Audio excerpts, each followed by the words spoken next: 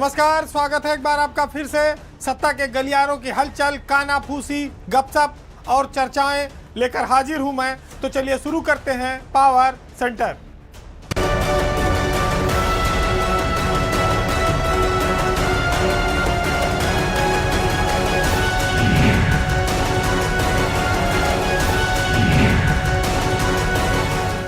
उत्तर प्रदेश की bureaucracy football के उस मैदान की तरह है जहां गेंद एक बार विपक्ष के पाले में चली जाती है तो एक बार खिलाड़ी के पैर के पास चली जाती है।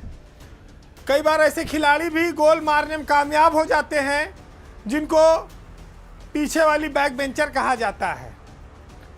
यूपी की ब्यूरोक्रेसी में पिछले दिनों जो तबादले हुए उसमें कुछ अफसरों की ऐसी लॉटरी लगी कि उनको उम्मीद भी नहीं थी।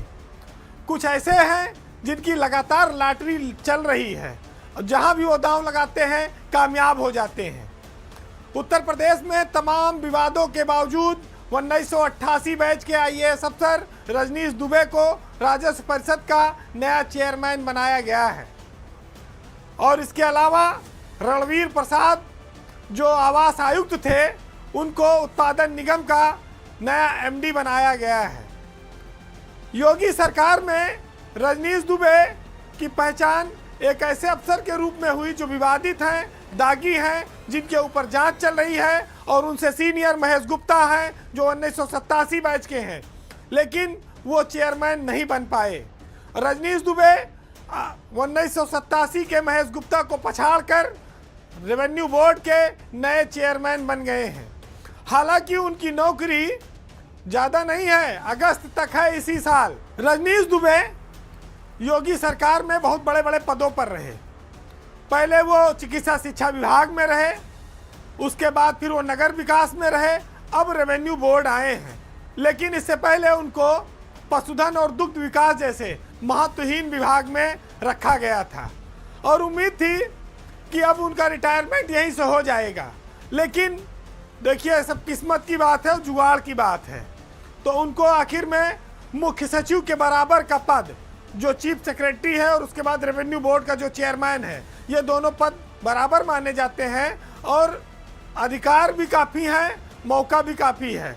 महेश गुप्ता बिना तबादले के या बिना उच्च पद पर पहुंचे अब एसीएस के पद से इस साल मई में रिटायर हो जाएंगे। 3 महीना उनकी नौकरी बची है। अब बात आती है रणवीर प्रसाद की। रणवीर प्रसाद को विद्युत उत्पादन निगम का एमडी बनाया गया है। इसके पहले वो उत्तर प्रदेश में आवास आयुक्त रहे। जब इन्वेस्टर समिट हुई उस समय भी ये अफवाह उड़ी कि उनको सरकार हटाने जा रही है, उनसे सरकार नाराज है, लेकिन उनको फिर से एक बार बहुत महत्वपूर्ण जिम्मेदारी दी गई। तो ये जो तबादले हुए इसमें खाली रजनीश दुबे और रणवीर प्रसाद नहीं, एक तीसरा महत्वपूर्ण नाम है, वो है 2007 बैच के आईएएस अफसर डॉक्टर आदर्श सिंह का। डॉक्टर आदर्श सिंह को बहुत बड़ा पद दिया गया है और कहा जाए तो आदर्श सिंह पर सरकार की मेहरबानी लगातार जारी है। वो कैसे? जब वो बाराबंकी के डीएम थे तब वो बिना सचिव रैंक में प्रमोट हुए प्रभारी कमिश्नर बनाए गए थे। प्रभारी कमिश्नर झांसी मंडल के रहे। 1 साल बाद ही उन्हें झांसी से हटाकर उत्तर प्रदेश का नया आबकारी आयुक्त बनाया गया है। यूपी में आबकारी सरकार को सबसे ज़्यादा रेवेन्यू देता है। तो ऐसे में डॉक्टर आदर्श सिंह पर सरकार की ये मेहरबानी बड़े आश्चर्य में डालती है कि अब पहले उन्हें प्रभारी कमिश्नर बनाया, फिर 1 साल के भीतर ही उन्हें आबकारी आयुक्त बना दिया गया। वैसे तो वो एमबीबीएस डॉक्टर हैं और पहले तो मरीज की नब्ज चेक करते थे, आजकल लगता है कि सरकार की भी नब्ज उन्होंने चेक भी कर ली है और दबा भी रखी है।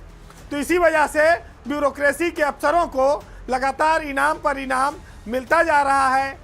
सबकी किस्मत रजनीश दुबे, रणवीर प्रसाद और आदर्श सिंह जैसी नहीं है।